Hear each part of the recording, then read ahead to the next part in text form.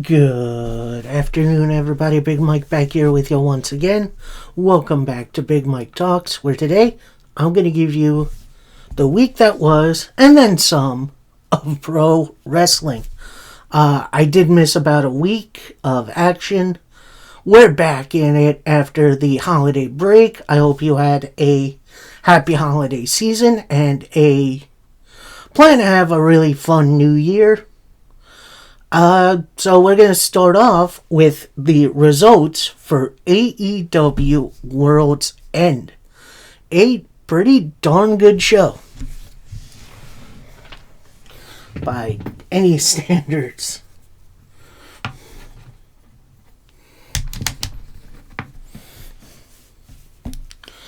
As we start off with Will Ospreay defeating Kyle Fletcher in the first of two semi-final matches of the Continental Classic, which was awesome this year.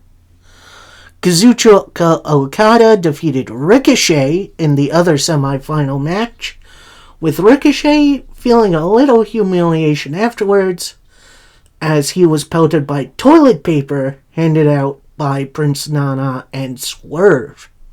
So there's a rivalry we've got going there. Mariah May beat Thunder Rosa in a Tijuana street fight for the AEW Women's title. MJF retained the Dynamite Diamond Ring over Adam Cole, but post-match, Cole and the Kingdom reunited. So yeah, it looks like Kyle O'Reilly, Roderick Strong, and Adam Cole are going to be one group again, which is fine. Konosuke Takeshita successfully retains his international championship over Powerhouse Hobbs. I think Hobbs is going to get that title eventually. Mercedes Moné retains her TBS title over Chris Statlander. I think Stat is going to regain that title eventually. And then Kazuchika Okada beats Will Ospreay in the finals of the Continental Classic, successfully retaining his Continental Championship. But afterwards, we saw a pretty big return. The return of one of Okada's biggest rivals, Kenny by God Omega. We're about to get that match in AEW, folks. I can't wait. And then finally, in a fatal four-way for the AEW World title, Jon Moxley retains over Orange Cassidy, Adam Page, and Jay White. So, I'd say definitely a bit more of a mixed bag of World's End this year. The Continental Classic Finals should have been the main event, I do believe. But yeah, overall, fun show. So now let's get into the nitty gritty. Let's get into the full recap of Monday Night Raw, the last one on USA, as this coming Monday it's moving to Netflix. So, yeah, get yourselves there. Should be very interesting. We start out with kind of a New Day promo, but they couldn't get a full sentence out to save their lives. Thankfully, Jey Uso interrupts. He gets the big pop. Xavier was like, oh, y'all like Jey Uso? So we go way back. I can't even talk to Jay. So that's Jey Uso then quiets down the crowd saying, let's hear him out. Xavier Woods starts again. Yeah, we go way back. And know what? We do go way back. So what? Jey Uso then says, so Woods, Kofi, I only got one thing to say to you. New Day sucks. So Xavier Woods drops his microphone. He's getting right into Jey Uso's face. Kofi kind of holds him back. Then the New Day leave the ring. Hopefully we'll see something about that on Monday. Then Jey Uso continues his promo. We're not here for that. I got new blood on my mind. Oh, I'll handle that. Drew took out my brothers Jimmy and Sammy. I'll handle that one too. Before he can continue, on the Titantron is Solo and the New Blood, with Solo saying, don't worry about all that. Sammy got too close to the family, and I do what I had to get Roman's attention. The Ula Fala is not going anywhere, and on Netflix's debut, I am going to beat Roman Reigns, and you will acknowledge me. And just as that happens, Drew McIntyre attacks Jey Uso. They brawl for a little bit. Drew is set up for the Claymore, including doing the 3, 2, 1. As he's about to hit it, Jey Uso counters it with a big super kick right to the mush. Jey Uso fights back for a little bit. Officials then get in. They break it up. Looks like Drew is about to leave. He's got his hands up. Immediately turns around, gets back in the ring, and he hits a huge Claymore on Jey Uso. Then officials finally get Drew to leave. So, yeah, it definitely looks like a Drew McIntyre Jey Uso feud is in the works. I am absolutely here for it. But then we go backstage to an American Made interview. So that's Chad Gable, Ivy Nile, and the Creed brothers. With Gable taking the lead, saying, I feel sick. I'm sick of all this talking. You kidding me? This is the start of my list. And I'm finishing this with Otis, as he's the final nail in the coffin.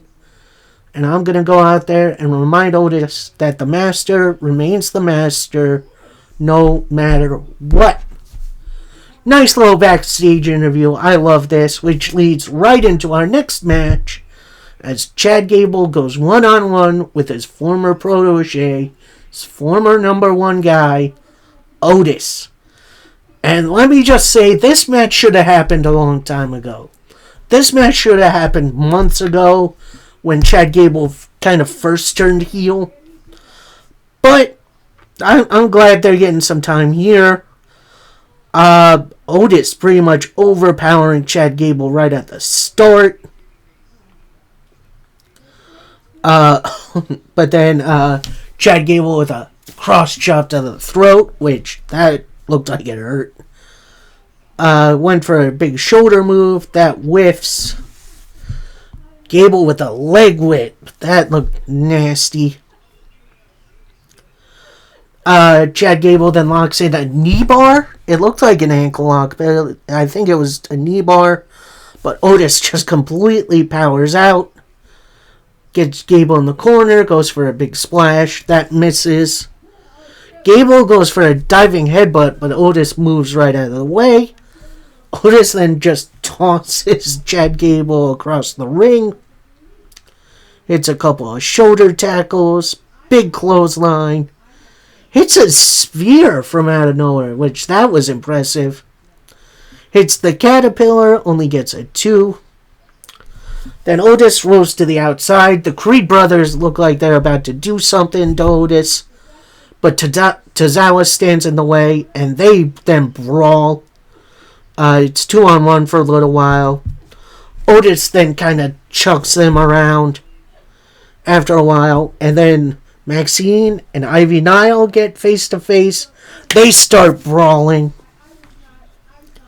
Otis gets back in the ring, eats a drop kick right into an ankle lock.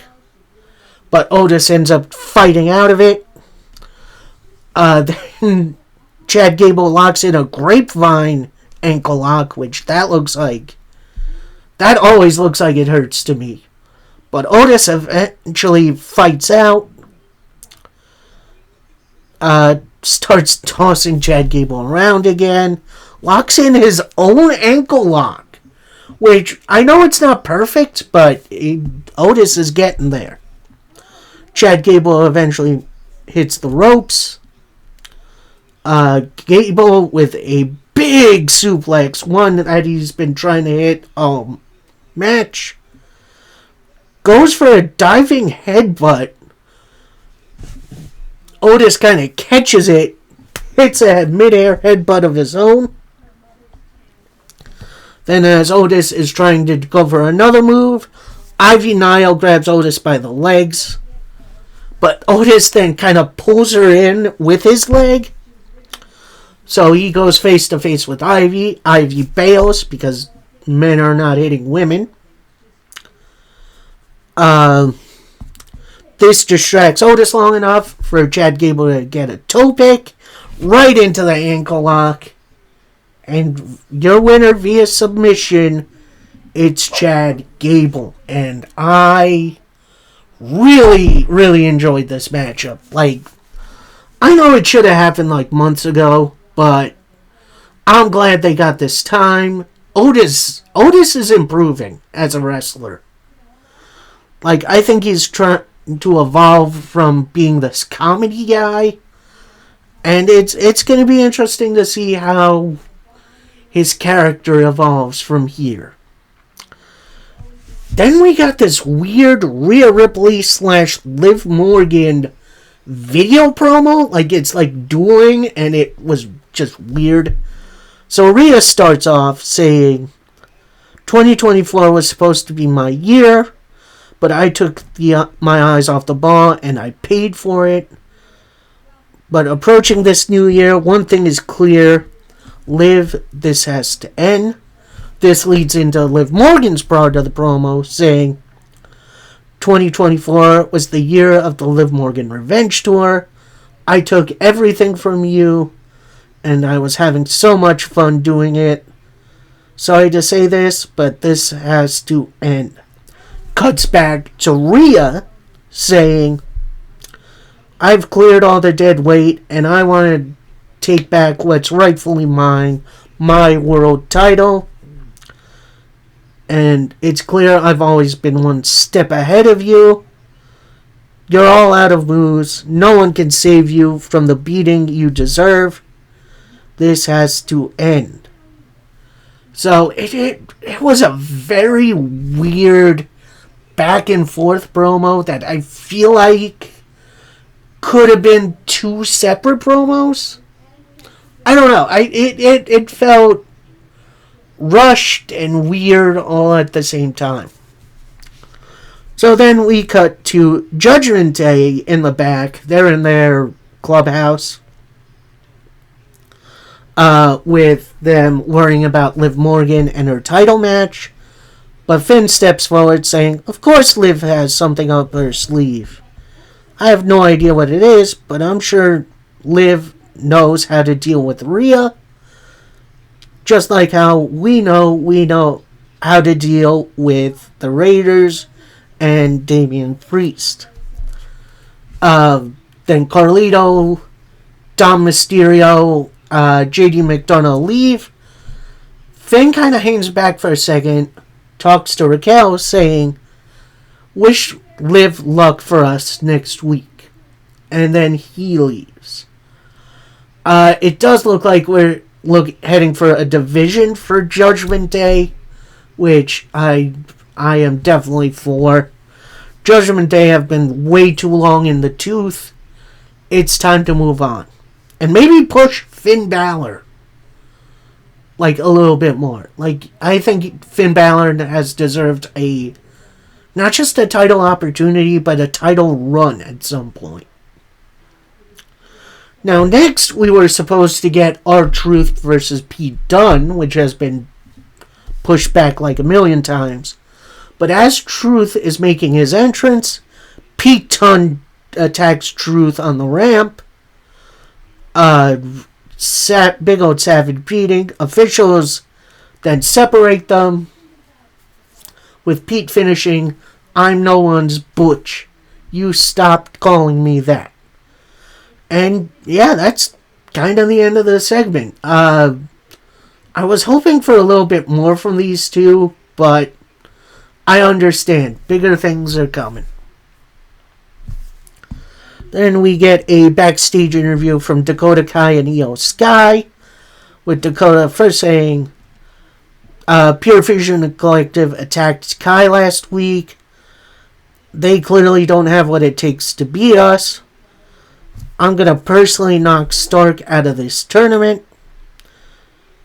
And it'll be an honor to face you in the finals, Io. This is for the Intercontinental title. Io Sky then chimes in saying, one will be champion. Tonight belongs to Damage Control. So, yeah, they got two separate semi-final matchups. And we actually start out with the first one, as it's Zoe Stark taking on Dakota Kai. And this match felt a little bit rushed. Like, it was still good for the time they were allotted. But overall, it kind of felt like it was played in fast forward with, Dakota Kai pretty much dominating the entire time. Although Zoe Stark did counter a big crossbody with a super kick out of midair. That was crazy. But Dakota Kai got herself back together, hit a big old Pele kick to pick up the win. This is going to be an awesome finale. Dakota Kai has definitely earned it. Gonna see what happens next. Then we get a very interesting video package, as it's some key moments from Raw on USA, including, Stone Cold driving the beer truck down to the ring and spraying the corporation with beer, or I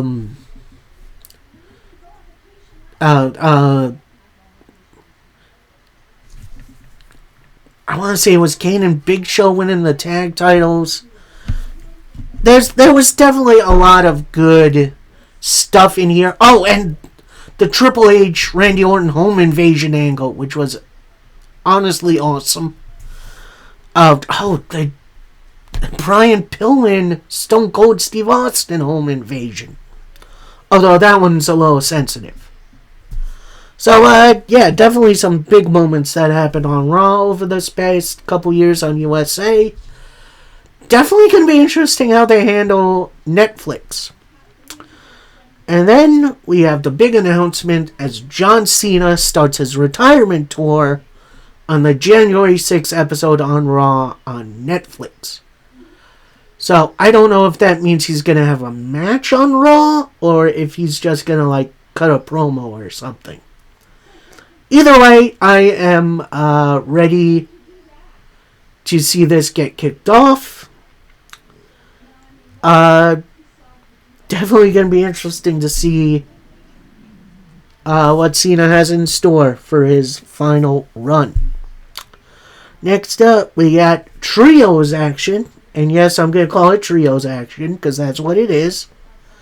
As we got the Judgment Day, so it's JD McDonough, Dominic Mysterio, and Finn Balor taking on the War Raiders. That's Eric and Ivar and Damian Priest. A sort of group by honor thing. They were all in Ring of Honor at roughly the same time. Yeah, this was definitely a fun little back and forth action. There were definitely some points where Priest was looking to hit the South of Heaven, but end up getting countered by their opposition. Eventually he does hit it, but then he gets distracted by Carlito. Finn Balor with a chop block. Goes for a moonsault. Hits a moonsault. Goes for a crossbody. Everyone's pretty much hitting their stuff. Priest goes for a Razor's Edge, but that gets blocked into a Urana. Dominic goes for a 619, but that gets caught. Priest with a broken arrow to pick up the win for his team. And then, of course, we have Balor and Judgment Day attacking Priest post-match. But the War Raiders then get it back in the ring and run off Judgment Day. So, it looks like Priest is stuck in the Judgment Day vortex. I was kind of hoping for a little more from the former World Heavyweight Champion. But I guess we'll see what happens from here. Then we see Jey Uso. He's in the back. He's a bit angry. Runs into Adam Pearce, the general manager. With Pearce saying, look, Drew isn't here. I sent him home for the evening. You still want to fight him? So your match is official. Next week it's going to be you versus Priest one-on-one. And then Jey Uso shows a little smile, says yeet, and walks off. Yeah, that one's going to be a lot of fun. Can't wait. Then we get our latest tease for who I assume is Pentagon Jr. You got the circle with the X through it. But then we see a little bit of a face, or at least an animated style face. Got the jowls, we kind of got the side pieces, the eyes. More than likely it's Penta, and I could potentially see him debuting on Raw on Netflix, in which, yeah, let's do it. Then we get a Ludwig Kaiser promo, which this was very, very weird. And he starts kind of doing his entrance for when he introduces Gunther, when it was just he and Gunther in an Imperium. Saying, ladies and gentlemen, I demand all your gratitude for Ludwig Kaiser. I know it, the entire world knows it. I belong at the top. I am A plus everything. And I demand Braun Breaker to come out. But before he can continue, out comes the returning Sheamus. He's back from a minor injury. And he goes, beelines it right into the ring. And they just brawl. Sheamus with a bit of a face wash. Kaiser with an eye gouge. They start brawling. But Sheamus finishes it off with a brogue kick. And, yeah, this is definitely going to be interesting. I'm happy Sheamus is back. Hopefully, he's going to be the one to dethrone Braun Breaker, because he absolutely deserves it. So then we get this little backstage interaction between the LWO and the Alpha Academy, with Ray saying to Otis, look, it's tough to stand up to your former teacher, but you're going to get him next time. Otis then looks to Ray, says, thanks, boss. Alpha Academy walk off. New Day walk in, saying, oh, that's great advice for Otis. Where was that for us when we were at each other's throats? Rey Mysterio then turns to New Day, saying, take your BS somewhere else. Kofi then chimes in and says, what are you going to do? You're going to step up and take... Rey replies, I'm going to step up and take on you bullies. Xavier Woods then chimes in, saying, anyone here is going to step up with you? The mask guy, the hat guy, the no hat guy. What about you, Vega? You can come in and wrestle us anytime. As for your challenge, we accept. See you soon. So there was no confirmation on who Ray's partner's going to be, which leads me to believe it's going to be Penta, which let's keep Penta out of the LWO, please. He deserves to be his own man. Maybe team him up with Dragon Lee. I think that'd be a good partnership. But yeah, big tag match coming soon. And then we get the other half of the semifinals for the Women's Intercontinental Title Tournament as Io Sky takes on Lyra Valkyria. It's Io Sky because the original participant, Kairi Sane, got taken out by Pure Fusion Collective. So Io Sky is the stand-in. And honestly, this was a absolute great match. Really good back and forth between the two of them. And they honestly countered pretty much everything each other can handle, including a gigantic moonsault from Sky to the outside. Gets him back in. Goes for the over the moonsault. Lyra rolls out of the way. Lyra goes for a suplex. That gets blocked. Io with a roll-up, only for a 2. Lyra with a roll-up, and your winner, moving on to the finals, it's Lyra Valkyria, in which I thought it would be Netflix next week on Netflix, but it got pushed back to 2 weeks. So, giving it enough time and enough hype, which I am fine with. Then we get this very weird Solo versus Roman Reigns vignette, which, fine, I guess. Then we go to our main event segment. We got Seth Rollins with a face-to-face with CM Punk. Seth Rollins comes out first. Then we get a Raw on Netflix rundown of the card, which definitely looks neat. Seth Rollins grabs a microphone, says, "Tonight, the last episode on USA, we gotta go out with a bang. And 1 week from tonight is the biggest fight ever. It's Punk versus me. Here's the deal. After next week, I'll be here every night fighting. If things don't go Punk's way, is he going to go away? Is he going to take his ball and go home? Is he..." Before he can continue, out comes the Punker. He gets in the ring. He does all his poses. Grabs a microphone. They stare down for a second. Then Punk brings the microphone to his lips, says, "Took his ball and went home? What paragon of virtue said that? Did Stone Cold take his ball and go home? Did Becky Lynch? I'm going to tell you the people why I left. In reality, you want to cry because you want to play the victim, and I left. I have no regrets.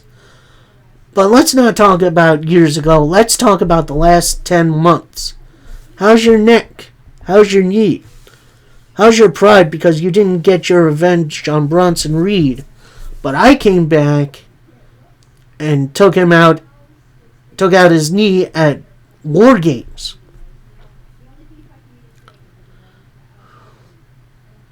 I came back. I'm here to make money, making you the victim.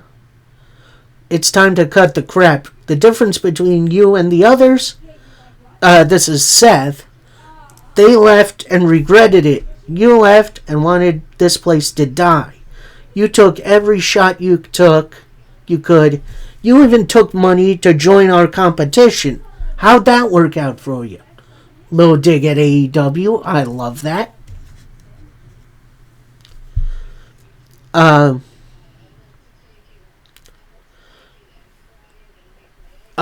Seth Rollins then continues, "Wars are won in the trenches, and you wanted to come and wave the flag, and you took 10 years off because I put you on the shelf.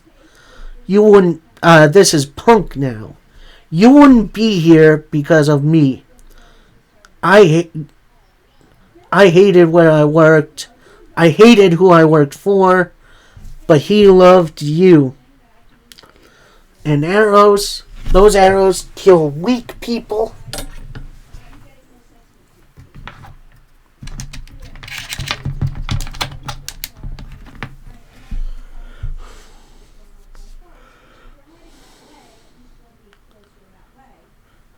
But I continued.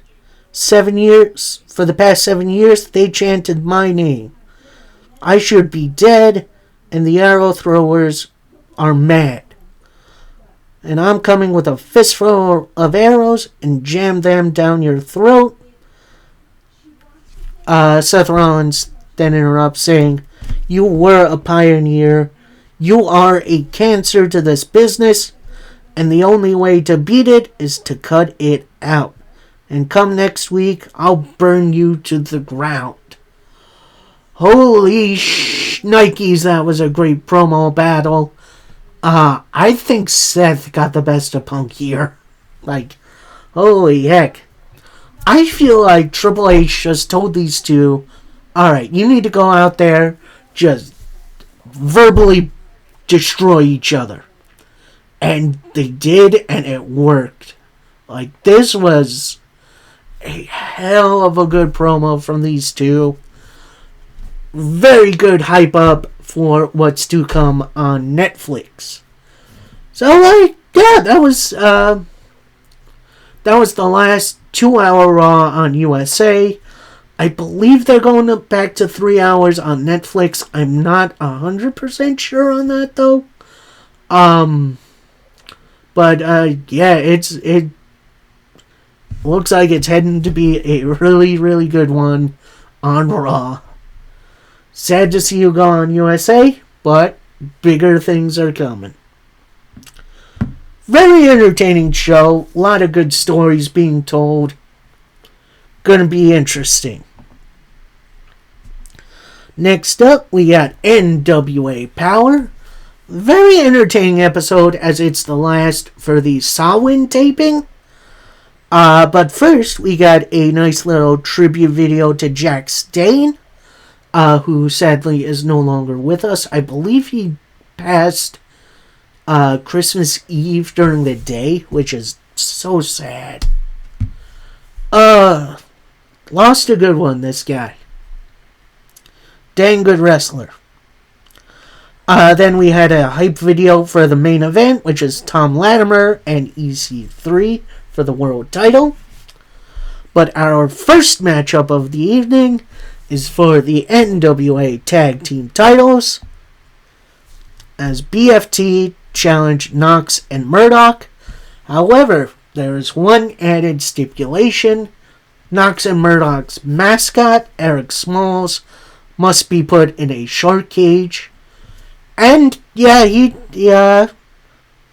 willingly went in the cage, in which it looked like a custom cage. That looked like no other shark cage I've ever seen. And I've seen a dang good few of them. And honestly, the plus side wasn't hanging over the ring. It's just ringside. Which I think a lot of these other promotions can get behind. Then we go to an ad. Then we go to the Around the Territory segment, which I like these. Could have been more towards the end of the show. And we start off the match, and this was a big old hoss fight. Like, these four guys have some great chemistry together. Just dig into one another. Then you keep cutting to Aaron Stevens, who is the manager of BFT, going over to the shark cage to taunt Eric Smalls. After a big clothesline, spear, spinebuster, bulldog, and then a loaded glove shot from Stevens. Everyone's down in the ring. Then we see, coming down the ramp, it's Rolando Friedman. He gets in the ref's face. He's looking to get the key. Then Slade takes out the ref. Rolando gets the key, opens the cage. Rolando goes in and brawls with Eric Smalls. And coming into frame is one of the biggest dudes I've ever seen. And apparently his name is Sam Stackhouse. And he lives up to his name. He breaks it up. He tosses Rolando into the ring. Eric Smalls then joins him. Hits an FU. A.k.a. an attitude adjustment. He hits a, honestly, really decent looking moonsault. Then he encourages Stackhouse to go up. He goes up to the top. Hits a bit of an awkward moonsault, but it still hits pretty good.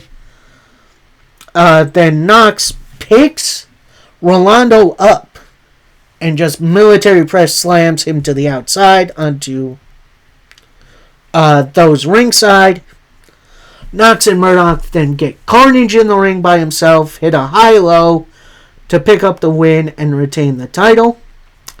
And as those four gentlemen are celebrating, Knox grabs Aaron Stevens, who's looking to head for the hills, grabs him, strikes him right in the side of the face, and then puts him in the shark cage, locks it. Then he takes a drink from a fan, and it has the Chick-fil-A logo on it, pours it all over the cage. You can kind of see Stevens like, It was very, very strange. So yeah, matchup was a lot of fun. A lot of chaos, which I do not mind. And yeah, it looks like Eric Smalls has a bit more backup, which definitely interested to see how Sam Stackhouse stacks up. Then we get a backstage interview from challenger EC3 saying, don't think this is over. Tom, over the last few months, I've proved you right. You proved me right. You wouldn't be here where you are without me. And as you have the title, the balance of power stays the same. If you fight me, you won't be the same. I gotta say, I hate how EC3 does promos and stuff. It barely makes any sense, and it doesn't get me hyped up for the upcoming bout. Speaking of, we have our main event of the evening, as it's for the NWA World Heavyweight title. We got Tom Latimer taking on EC3. And as Tom is, posing with the belt during his entrance, EC3 spears him right before the bell. But then that triggers the bell ringing. EC3 with a bunch of suplexes. Hits a 1%er, but only gets a 2 count. Then EC3 with a TKO, only for a 2. EC3 goes for a Stinger Splash, misses. Tom Latimer then hits a DDT, a couple of strikes, a couple of uppercuts, hits a clothesline, goes for the brighter side of suffering, but that gets blocked. Latimer rolls to the outside. EC3 follows him, hitting him with some brutal chops. Gets him back in. EC3 with a head smash. Goes for a DDT. That gets blocked into a jawbreaker. Latimer with a clothesline. Then EC3 locks in a sleeper hold. Got him in. Latimer fades for a bit. Ref checks on him. Grabs his wrist. Holds it up. It stays up. Latimer fights back. Fights out, hitting a couple elbows. EC3 goes for another sleeper, but that gets blocked into an atomic drop. Big splash. Goes for Puget Boy? Something Bay. I forget the name of his signature. Latimer goes for a suplex, but that gets blocked. EC3 fights back a little bit, but then Latimer with a flapjack hits a heel kick, only for a 2. Latimer tries for a superplex, but that gets blocked. EC3 tries for a moonsault, which you don't see that every day. That whiffs. Latimer with a neck breaker, only for a 2. EC3 then with a bunch of head smashes. Goes for a Thez press, but Latimer counters with a big spear. Latimer with a bunch of strikes. Eventually EC3 with an STO. A 1% blocked 1%er. Latimer powerbomb. EC3 then rolls to the outside. Latimer follows him.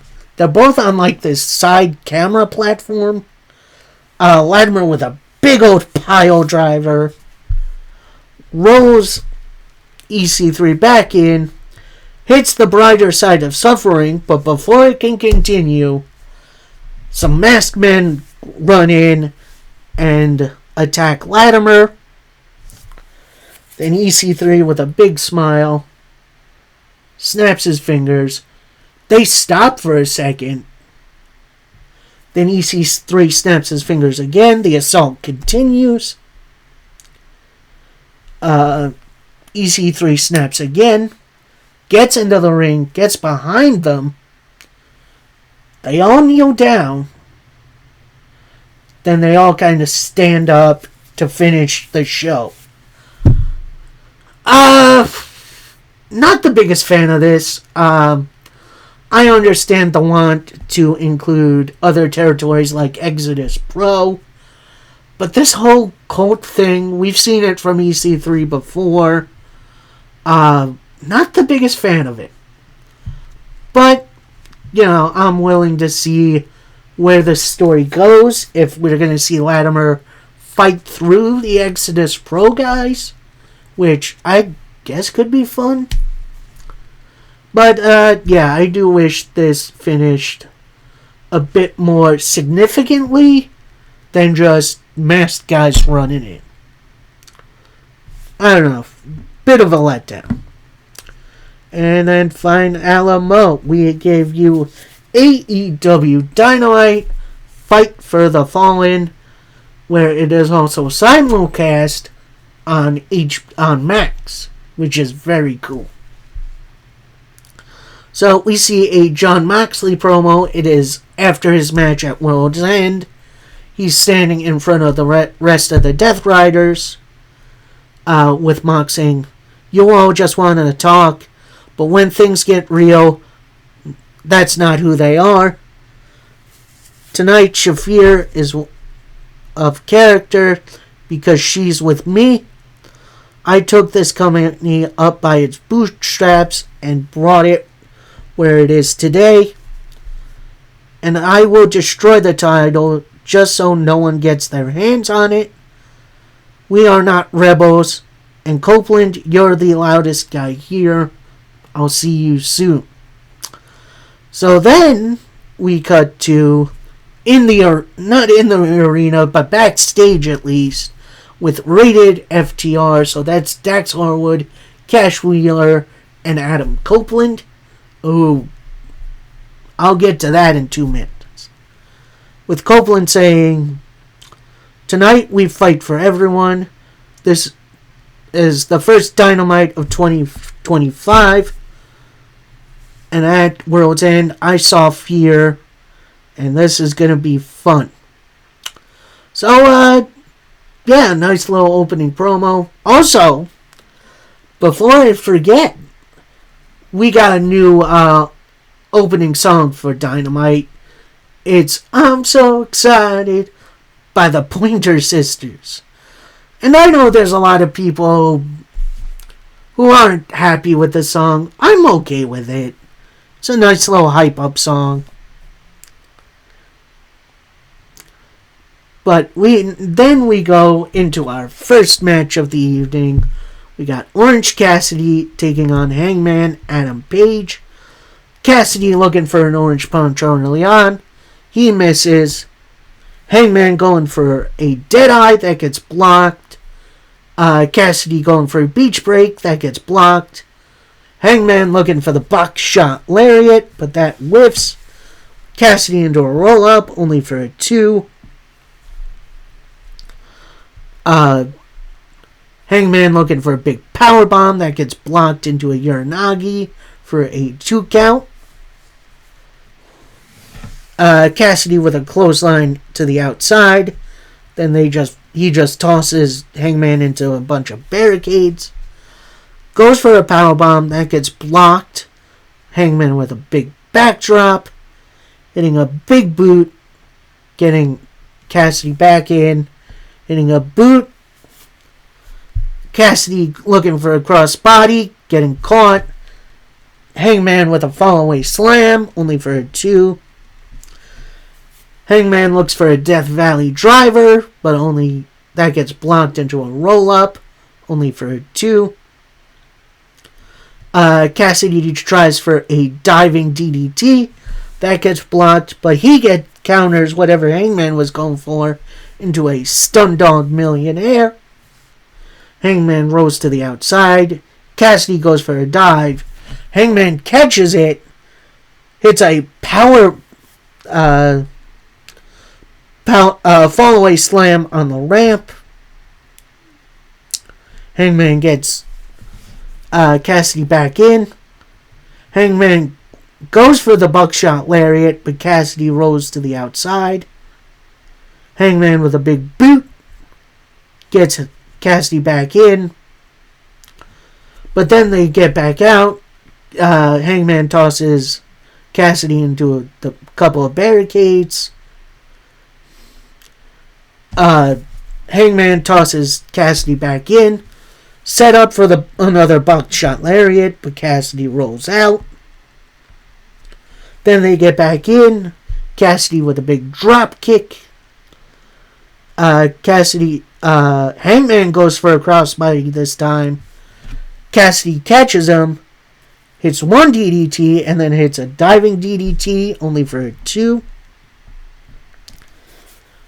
Then Cassidy does his little weak kicks at first. Then hits a big old super kick. Hangman with the clothesline. Cassidy with a clothesline. Hangman lands on the apron.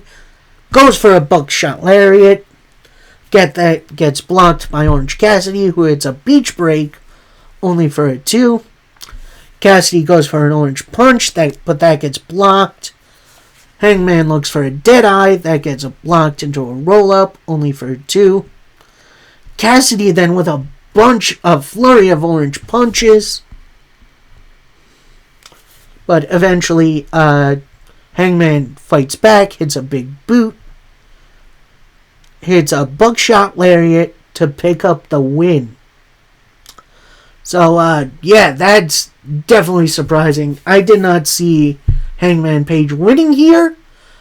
But, yeah, that's definitely interesting. Post-match, Page attacks Cassidy. Hits a couple of Deadeyes right on Cassidy's neck. Officials then come out and break it up, including Christopher Daniels, who gets right into Hangman's face. Hangman then attacks Christopher Daniels, hits him right in the face, and then walks off. That was a hell of a good match between those two. I would not mind seeing one more between the Hangman and Orange, because that was pure art. That was fantastic. Then we go backstage to a Jay White promo saying the match at World's End didn't go my way, but the plan almost went perfectly until Yuta, you cost me my moment.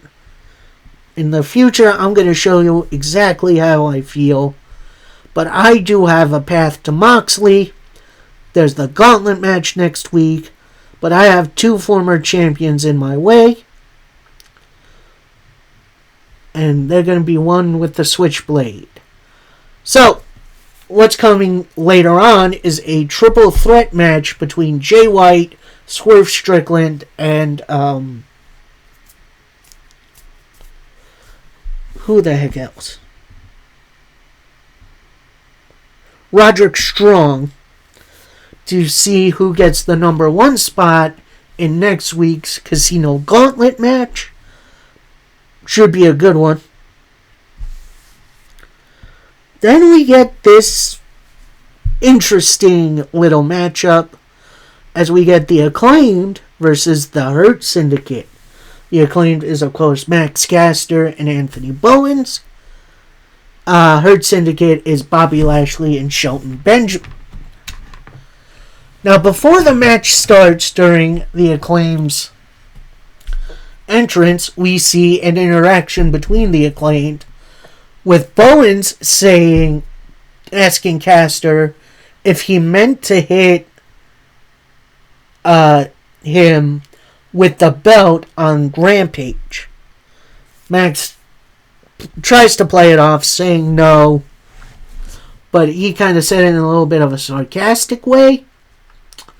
Went into his shtick, and we're into it. Caster and Lashley start us off with Lashley just dominating poor Max Caster, tags in Shelton Benjamin, tosses him pillar to post on the outside, gets him back in.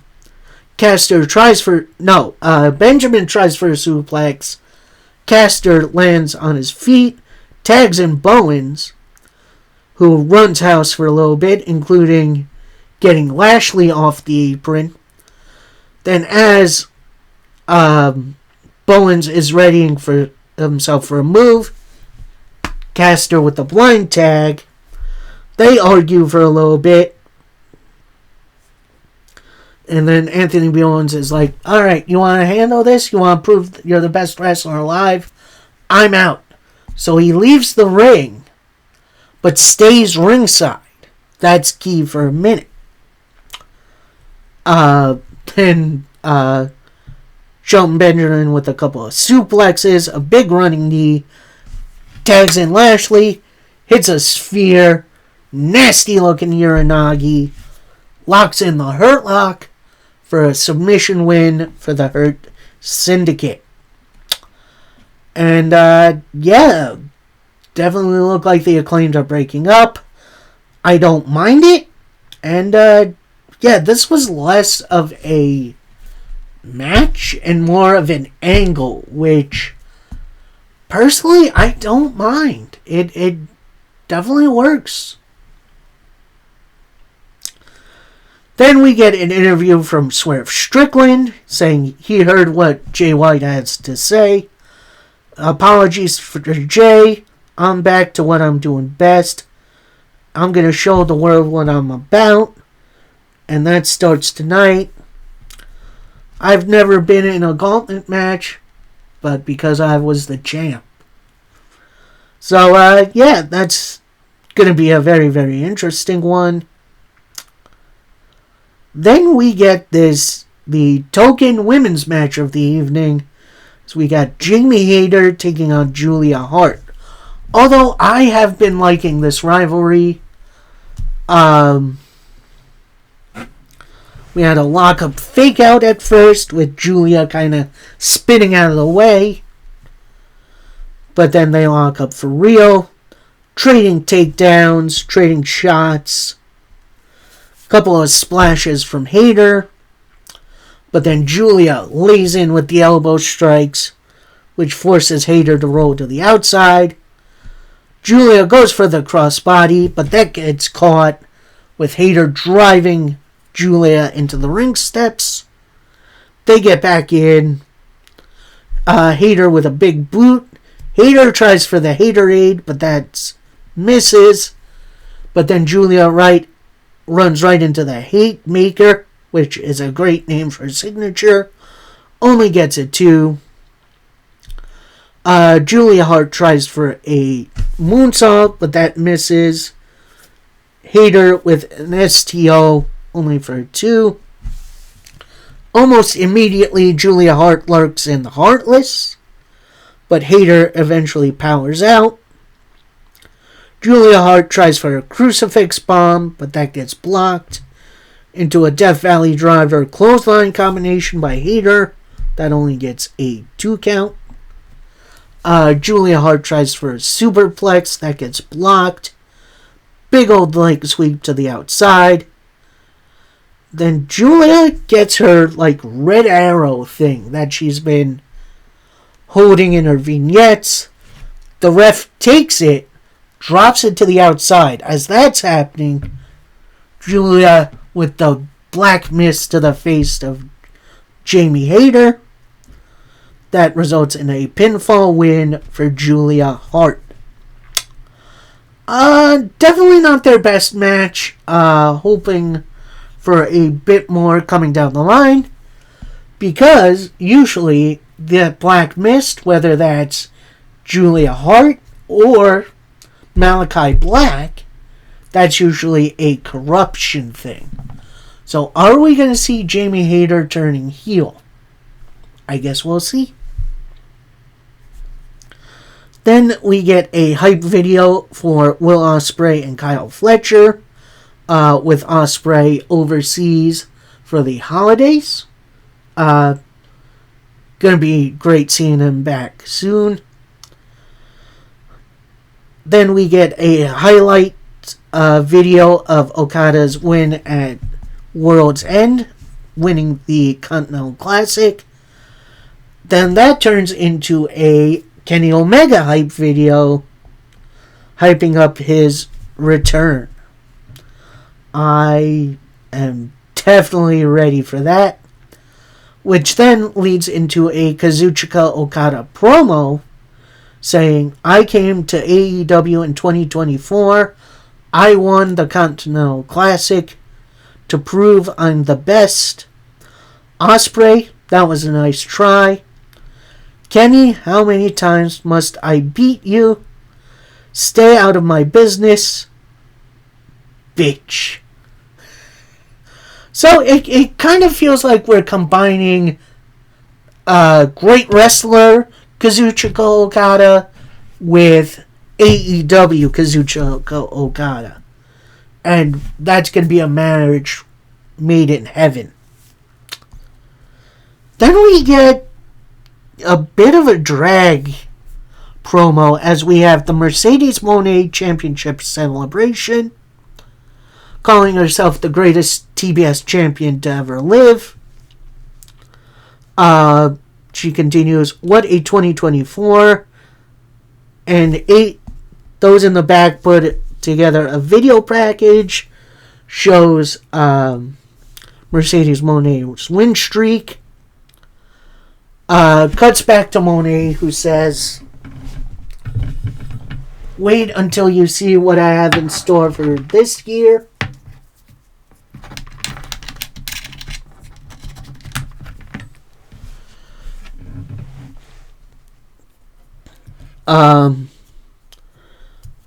Because this coming weekend I'm facing Mina Shirakawa. And Mina, I'm coming for that Rev Pro title. So, yeah, a bit of a stinker of a promo. But at least it's hyping up Wrestle Dynasty, which could be a fun one.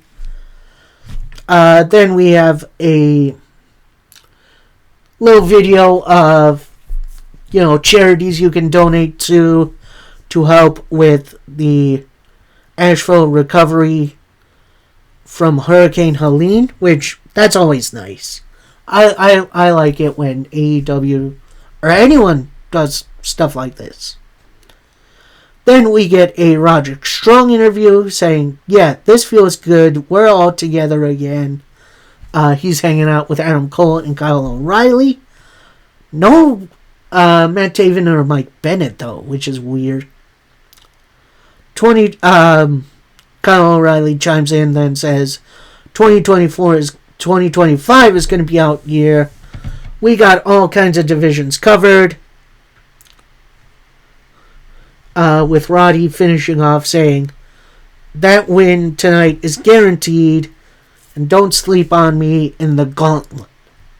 So, yeah, definitely a nice little hype up for our next matchup of the evening, and it is for the number 1 spot in the Casino Gauntlet match. So we got Roderick Strong taking on Jay White and Swerve Strickland. And this was everything I hope it'd be. It was bomb after bomb after bomb. Roddy with a big old Tiger Driver only for a 2. Swerve whiffing on a house call. Jay White whiffing on a Blade Runner. Swerve with a flatliner. Swerve with a big stomp.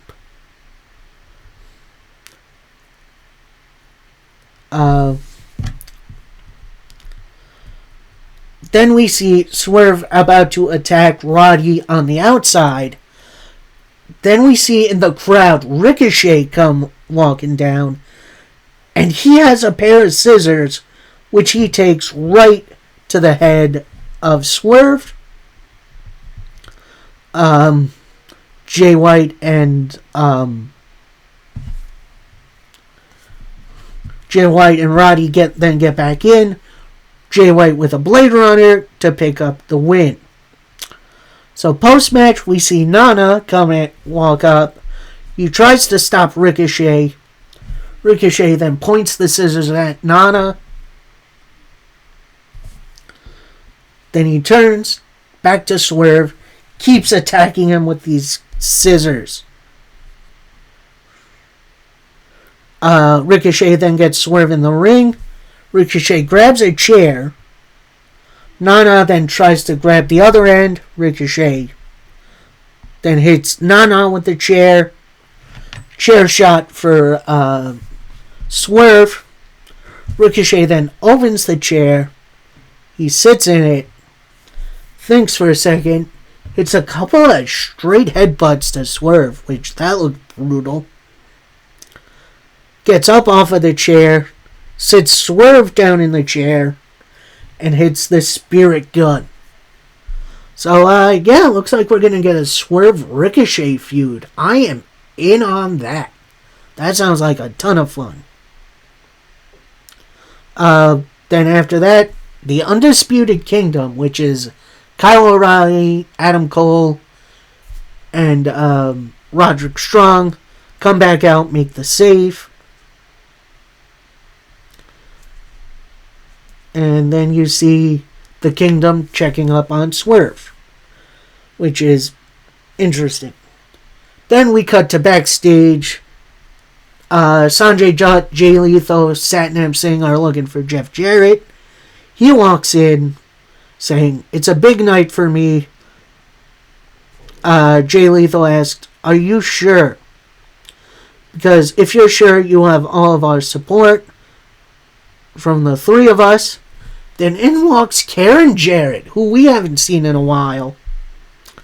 She says to Jeff, "This business, while it did bring us together, it's in your heart.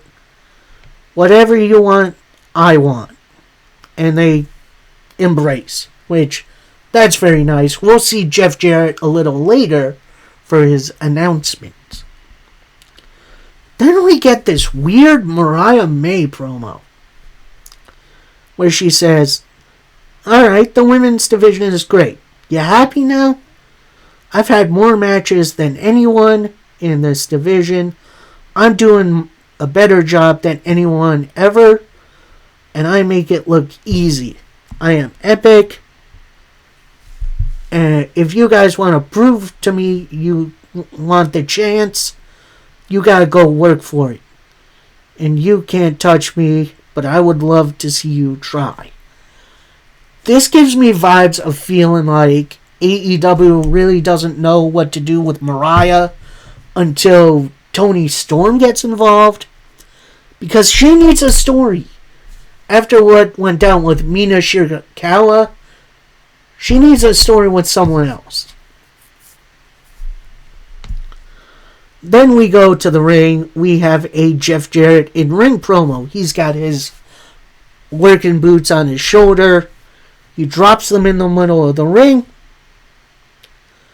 Then he gets on the microphone, says, I say we get this started by saying Slappy New Year, which got a little pop out of me because I'm more than a little bit of a Jeff Jarrett mark. Then he says, over the past few days, I've been trying my best to put words together. There's so many things to be thankful for. It's sad for me to just think about the end. But then I think about how it began, with my grandpa deciding to sell tickets to wrestling shows. That decision rolled into other careers, and after a series of high risks, he ran the Memphis territory, which, that's insane. Then years later, I dropped out of school to start my own career. And then in 2002, I bet on myself and launched my own wrestling promotion. Small TNA chant starting, which does the heart good that there's still respect for TNA. Then Jeff Jarrett continues, which in my mind produced some of the greatest wrestlers of all time. Which brings me to tonight. As a 12-time world champion, which is crazy to think about. Should the Outlaw ride out into the sunset right now? The answer is hell no. And I'm taking the biggest risk and gotten the biggest rewards. So I've re-signed with AEW. My last active wrestling contract, and I want one more ride, and I want AEW Gold. And I'm not talking Trios Gold or Tag Gold. I'm going for the biggest risk of my career. I could fail. Put me in the gauntlet if you want to. But my New Year's resolution is to become AEW World Champion. Okay, dang. Shooting from the hip, Jeff Jarrett. Obviously, I know Jeff Jarrett ain't winning the AEW World title, but I would not mind seeing him get one last quick title reign. I wouldn't mind it. I'd be okay with it. I mean, heck, we're about to see John Cena with the title belt. CM Punk. Heck, I think we're going to see The Rock hold a title in 2025. Why not Double J? Give him one last ride.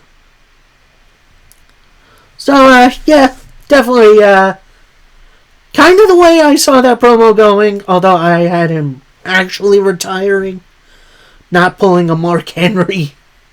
But, yeah, I'm definitely good with that. And it definitely sets up future challenger. I'll talk about that a little later, honestly. Then we get a sitting outside promo from Hook, which he's on the street somewhere in New York, I guess.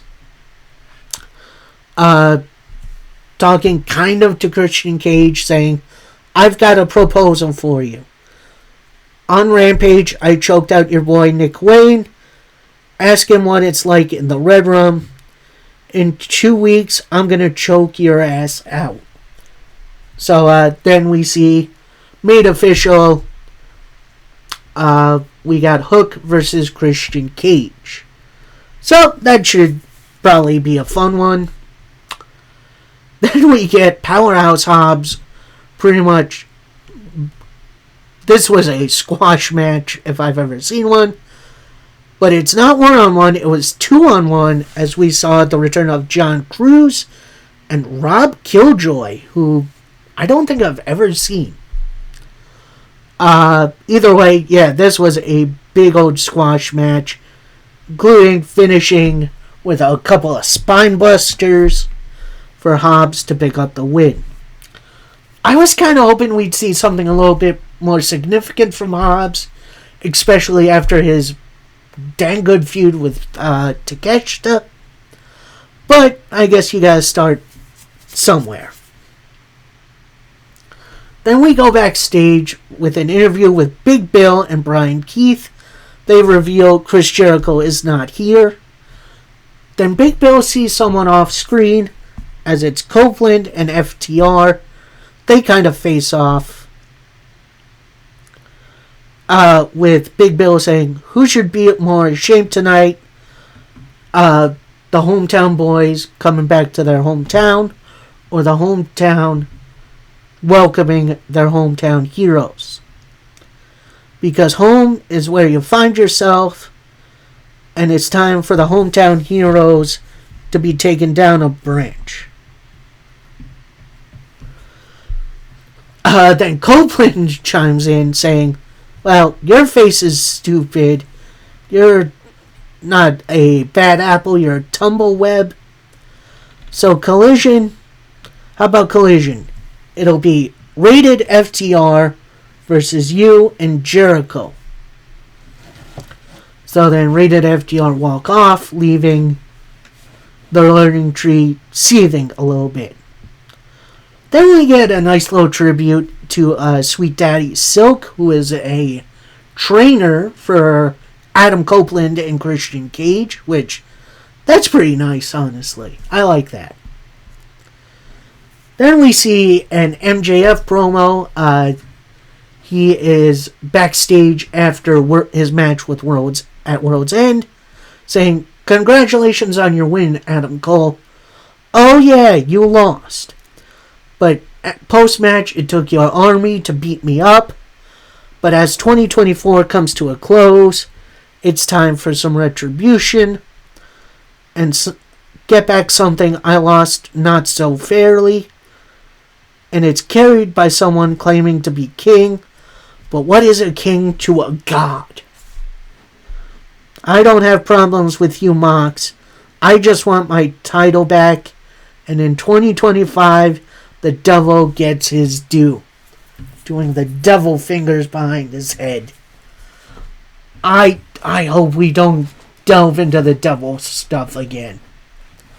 Just let that be a nickname for MJF and let that character go. And finally, we got our main event of the evening, as it's 6-man tag team match play. As it's the Death Riders being represented by Claudio Castagnoli, Wheeler Yuta, and the AEW World Champion Jon Moxley, taking on Dax Harwood, Cash Wheeler, and the Rated R Superstar Cope.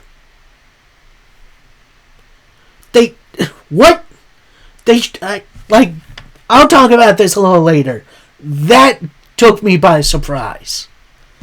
The name change. And yeah, I understand Adam Copeland was a bit of a tongue twister. I'll talk about this a little later. I'll talk about this in a minute. But good lord, did this match absolutely rule.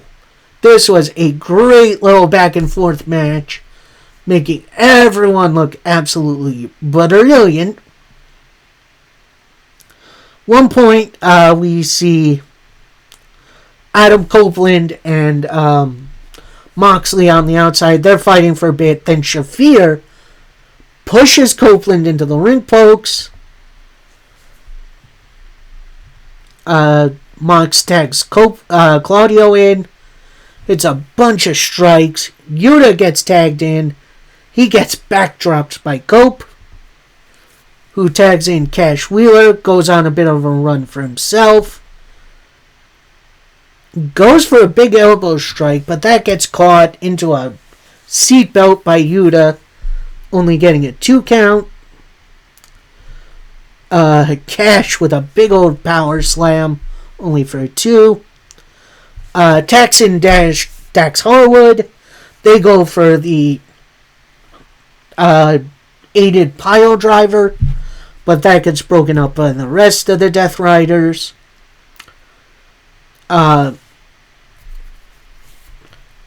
Claudio with a bunch of uppercuts into a brainbuster. Only for a 2 count. Yuta with a crossbody, only for a 2. Yuta then with a big old angle slam and a superplex, only getting a 2 count. Then everyone pretty much gets their own stuff in. Big boot by Claudio. He goes for the neutralizer. That gets blocked into a guillotine choke. But that gets countered out with a power slam and a splash, only for a 2. Moxley then gets tagged in. He hits a bunch of strikes. Goes for a paradigm shift. That gets blocked into an impaler DDT. Then Cope sets up for the spear. That misses. Mox rolls out of the ring. Then Copeland hits a big old elbow to Mox to the outside. Over the barricade. They fight for a little bit. They get back in. Mox tags in Yuta, who gets a gigantic eye rake. DDT. Goes for the Busaiku knee, which is Bryan Danielson moves. That gets blocked into a Liger bomb, only for a 2. Copeland is ready for a spear, but Moxley and Claudio, who are on the outside, grab him, drag him into the ring post. Cash Wheeler goes for a big dive, but gets immediately countered into an uppercut, into a clothesline. Death Riders set up the announce table, put Adam Copeland on it. Moxley looking for a pile driver, but that gets blocked. Then Jay White comes in, hitting Wheeler Yuta with the Blade Runner. Copeland hits a spear on Moxley through the barricade. Claudio is in, hit an uppercut, gets back in. Cash Wheeler with a knee, into a shatter machine, into a big old spear from Copeland, with your winners, Rated FTR. Man, that was a big old war. I enjoyed the heck out of myself from this matchup. Wondering what's going on the rest of the way with the Death Riders, because they still got the trios titles. So here's my only downs of the show.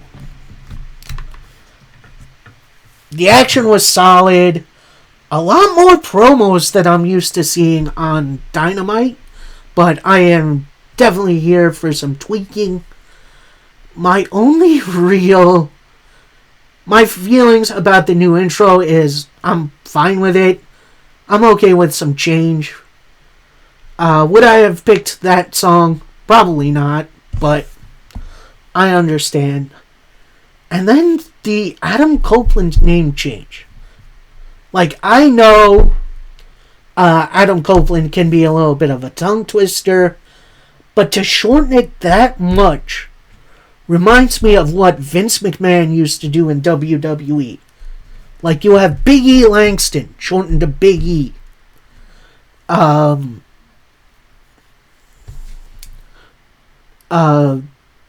who else? Who else am I thinking of? There's tons of other examples of Vince doing that to his talent. Because, it would look better on a shirt that might never exist. So I am a little miffed about that, but I'm slowly getting over it. So very entertaining week of pro wrestling. Glad to be back. Monday, coming later on tonight, is going to be our first 3-hour episode of SmackDown, which I know there's a lot of doom and gloom over, but if you remember how Triple H booked the 3-hour Raws before it turned to 2 hours, I'm a little bit hyped because we maximized our minutes then. So, let's see what that holds. Tomorrow is obviously Collision. Very excited for that one. And then Monday, we got our first Raw on Netflix, which should be a ton of fun. I can't wait. Hopefully you're along for the ride. Till next time, happy wrestling, everybody. Peace.